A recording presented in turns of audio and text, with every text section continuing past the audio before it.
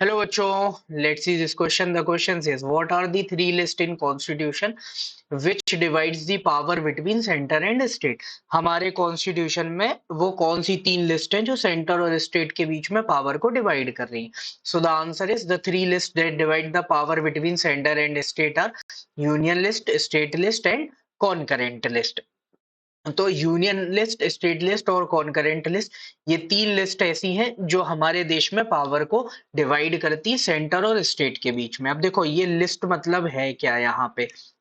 तो हमारा जो कॉन्स्टिट्यूशन है उसमें हमने क्या किया, अलग अलग सब्जेक्ट्स को अलग अलग लिस्ट में डाला। इसका मतलब क्या हुआ, जैसे आप स्कूल जाते हो तो स्कूल में आपके अलग अलग सब्जेक्ट्स होते हैं ना, जैसे आपका हिस्ट्री हो गया, पॉलिटी हो गया, सिविक्स हो गया, ज्योग्राफी हो गया, है ना। तो ऐसे ही देश में किन चीजों पर हमें कैसे कानून बनाने हैं वो भी सब्जेक्ट्स होते हैं। जैसे आपका एक सब्जेक्ट हो गया एग्रीकल्चर, ठीक है, आपका सब्जेक्ट हुआ एजुकेशन, आपका सब्जेक्ट हुआ हेल्थ, है ना। तो एग्रीकल्चर पे कौन लॉ बनाएगा, एजुकेशन पे कौन लॉ बनाएगा, हेल्थ पे कौन लॉ बनाएगा। तो ऐसे खूब सारे सब्जेक्ट्स हमने निकाले कि किन पे कौन लॉ बनाएगा। इसके बेसिस पे हमने थ्री लिस्ट डेवलप की।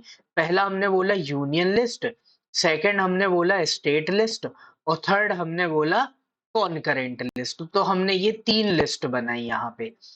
अब हमने इसमें क्या बोला कि जो सेंटर गवर्नमेंट है, तो यूनियन लिस्ट में जितने भी सब्जेक्ट्स हैं जैसे कि फॉरेन पॉलिसी और ऐसे और भी सब्जेक्ट्स दिए हुए हैं, तो सेंटर गवर्नमेंट के पास पावर है कि वो इसमें जितने भी सब्जेक्ट्स हैं उन पर यहाँ पे लॉज बना सकते हैं।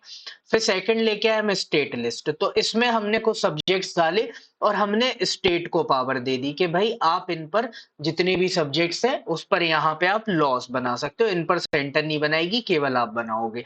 और यूनियन वाले पे केवल सेंटर बनाएगी, स्टेट नहीं बना सकती। फिर थर्ड हमला है कंकरेंट। कंकरेंट वाले में हमने बोला कि सेंटर भी बना सकती है और स्टेट भी बना सकती है। तो यहाँ पे हमने दोनों को पावर्स दिए कि आप दोनों ही इन पर लॉ बना सकते हो। तो इस तरीके से ओवरऑल जितने भी सब्जेक्ट्स हैं हमारे, उनको हमने तीन पार्ट में डिवाइड कर दिया, यूनियन, स्टेट और कंकरेंट। अलग अलग वहां पे जो भी पावर थे उनको हमने डिवाइड करके अलग अलग सब्जेक्ट्स इन तीन लिस्ट में डाल दिए और फिर सेंटर और स्टेट को पावर दे दिए कौन किस पे यहाँ पे लॉ बनाएगा। So this is your final answer. Hope you understood it well. Best of luck. Thank you.